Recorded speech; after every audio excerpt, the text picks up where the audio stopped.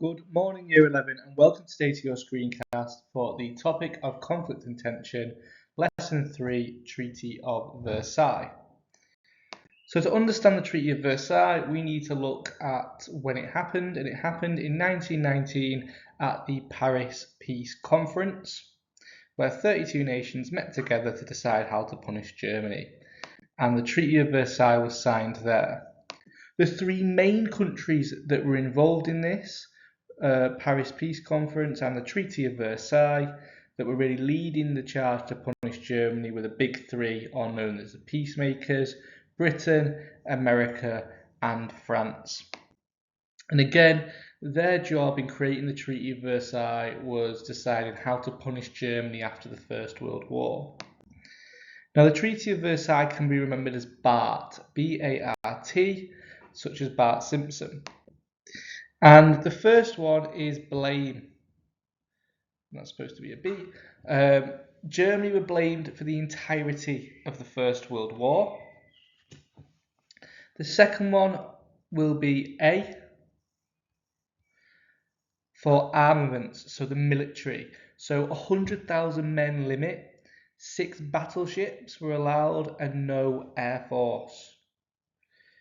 R for reparations. £6.6 billion worth of money to be sent to those countries that Germany had fought against, such as France. And finally, we have T, okay, for territory. And territory, Germany having territory taken off it. Now, it's really easy to remember the territory, and we're going to go into that in a little bit more depth in a moment. And the reason we can remember the territory that is taken off Germany by the Treaty of Versailles is if we think about Scram Cup.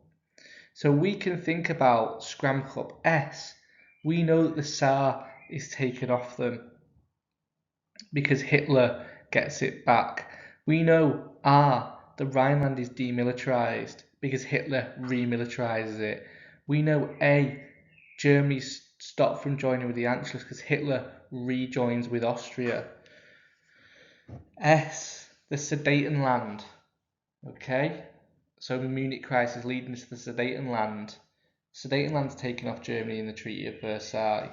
We know that land is taken off by Poland because Hitler tries to get it back by invading Poland. So we can link that really, really well. So let's just go into a little bit more depth with the territorial terms, what was taken off Germany after the First World War in terms of land. So there was the Saar then, and the Saar was really, really significant. It was given to France for 15 years, and then it was said that the people of the Saar could have a vote. But in 1919, this was really significant because the Saar was coal mines, and coal was the main source of power in the world. So not only would it be used for economic purposes, so selling it, it would also be used to power factories that made machinery, that made weapons, but also power your tanks. It'd power your ships as well. So this was a massive boost for France and a huge negative impact for Germany, especially. How are they going to raise that 6.6 billion to pay it back if they can no longer sell coal from their coal mines? We have the terms of the Rhineland. So if we think about the armistice, Germany agreed to remove their troops from the Rhineland, and the Treaty of Versailles said it will now be demilitarized forever. There will never ever be allowed German troops in the Rhineland. We had Germany not being allowed to join with Austria anymore, so that was called the Anschluss. The Anschluss was banned, so they were no longer able to join with Austria. We had the Sudetenland, so taken from Germany, and it was given to Czechoslovakia. And we also had parts of, so here we should have these two the way around, but we should have the German land was taken off Germany and given to Poland. So we have two examples of this. We teach you the Polish corridor, but we should have also taught you Danzig as well. So Danzig was a place in Germany that was taken off Germany and given to Poland that Hitler wanted back in 1939. And we can kind of see the contemporary reaction to the Treaty of Versailles. We can see here that we have a British newspaper cartoon about the Treaty of Versailles in 1919. It says the big four, but we only teach you about the big three, so that's absolutely fine. So we can see the big three are holding onto the spoon, and it has peace terms in it.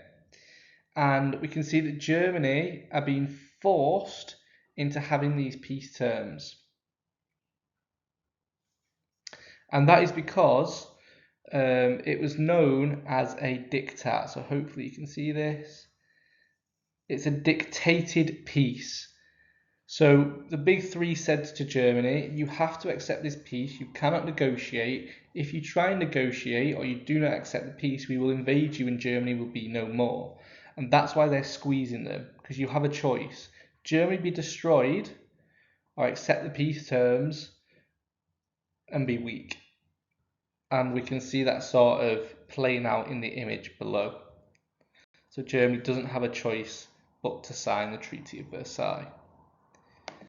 And I think one of the most powerful images that can be a little bit confusing actually at times, but is a really, really interesting cartoon, is the cartoon that's on the screen, Peace and Future Cannon Fodder. So we can see here again we've got the big three, and the big three are kind of walking through. And the tiger says, so Clemenceau says, curious, I seem to hear a child weeping. And he's looking to the side. He doesn't understand why this child is weeping. And we can see it here. It says 1940 class. So basically the people of 1940. And the people of 1940 are crying about the Treaty of Versailles, which we can see on the floor. And this is basically saying that Clemenceau doesn't understand that the Treaty of Versailles is going to have a really negative effect on people in the future, that this peace treaty isn't going to necessarily solve things in the long term. It's going to create future cannon fodder. Peace in the short term, but future cannon fodder in the long term. Cannon fodder is basically dead soldiers. And this is a really eerie cartoon, because if we think about it, this was made in 1919, 1920, this cartoon, and it gets it absolutely spot on, because the Second World War by 1940 is happening. So the class of 1940 are crying, and they are upset because the war is happening, the Second World War is happening. It's all because, or mainly because of this Treaty of Versailles, and Hitler marching through Europe to kind of destroy the Treaty of Versailles and retake what he thought was rightfully his, and lots of Germans thought was rightfully his. And finally, at the same kind of time as the Treaty of Versailles, or during the Treaty of Versailles, the League of Nations was agreed upon. It was just agreed upon that the League of Nations would become an organisation. Nothing else, nothing more, but it was agreed upon that the League of Nations would be created.